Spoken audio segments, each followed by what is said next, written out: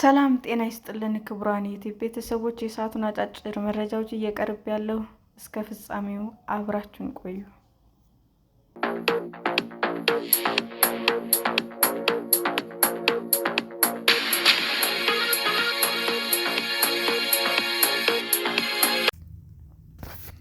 የነዳጅ መሸጫ ዋጋ ላይ ከ7 እስከ 8 ብር ገደማ የሚደርስ ጭማሪ ተደረገ።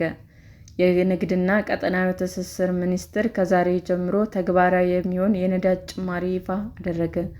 በአዲሱ የዋጋ ጭማሪ መሰረት በቤንዚን ላይ የ7 ብር ገደማ ጭማሪ የተደረገ ሲሆን ኪሮሲን ደግሞ ዋጋው በ8 ብር ገደማ ጨምሯል።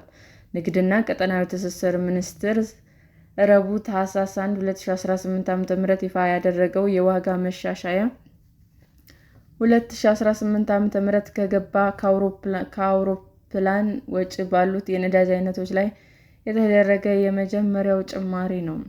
ሚኒስቴር መስሪያ ቤቱ መስከረም ወር ላይ የአውሮፕላን ነዳጅ ችርቻሮ መሸጫ ዋጋ በአዲስ አበባ ከተማ 210.10 ብር እንዲሆን ሲወስን፣ ሌሎች የነዳጅ አይነቶች ዋጋቸው ባለበት እንዲቀጥል ወስኖ ነበር።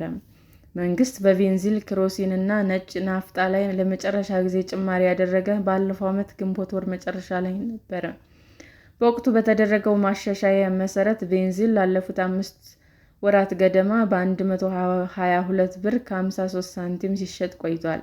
የኪሮሲን እና የነጭ ናፍጣ መሸጫ 120 ብር ከ94 ሳንቲም ዋጋ እንዲሆን ተደርጎ ነበር።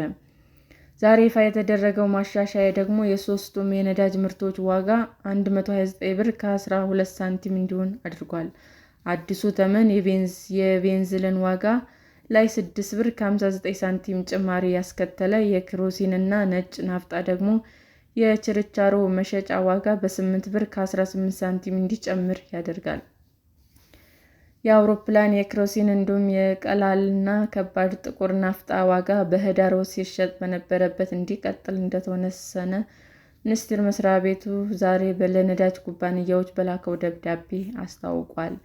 ንግድና ቀጠናዊ ትስስር ሚኒስቴር ይህንን የዋጋ ማሻሻያ ይፋ ያደረገው ከታኅሳስ አንስቶ በሚተገበር የቫት እና የኤክሳይዝ ታክስ ምክንያት የነዳጅ ዋጋ በ30 በመቶ ይጨምራል የሚሉ መረጃዎች በሰፊው ሲነገሩ ከቆዩ በኋላ ነው። ይህንም ተከትሎ ባለፉት ቀናት በተለይም በአዲስ አበባ ከተማ የነዳጅ እጥረት ተስተውሏል። ሚኒስቴር መስሪያ ቤቱ ዛሬ በላከው የዋጋ ጭማሪ ደብዳቤ ላይ የታክስ ጭማሪን በተመለከተ ያለው ነገር የለም።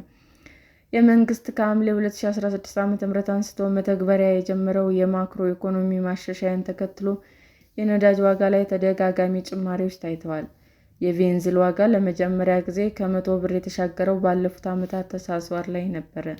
ባለፈው ዓመት መስከረም ወር ላይ 91 ብር ከ14 ሳንቲም ይሸጥ የነበረው ቤንዚን በኢትዮጵያ ታሪክ ለመጀመሪያ ከ100 ብር የተሻገረው በዚያው 2017 ዓ.ም ነበር።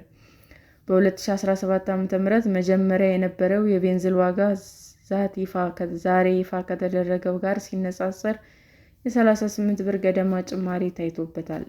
ነጭ ናፍጣ ደግሞ በ39 ብር ገደማ ዋጋው አድጓል። ሰላም ጤና ይስጥልን ውድ የዩቲዩብ ቤተሰቦቼ እንዴት ናችሁ? አዲስ ጀማሪ ነኝና ሰብስክራይብ ያደረጋችሁ አበረታቱኝ። አመሰግናለሁ። የዩቲዩብ አድማጮቻችን ለሰዓቱ ያቀረብኩላችሁ አጫጭር መረጃዎች ይህንን ይመስል ነበር። በሌላ መረጃ እስክንገናኝ ሼር፣ ላይክ፣ ሰብስክራይብ እንዲሁም ቢቀርብልን የምትሉት መረጃ ካለ ኮሜንት እያደረጋችሁ ቸር ቆዩን።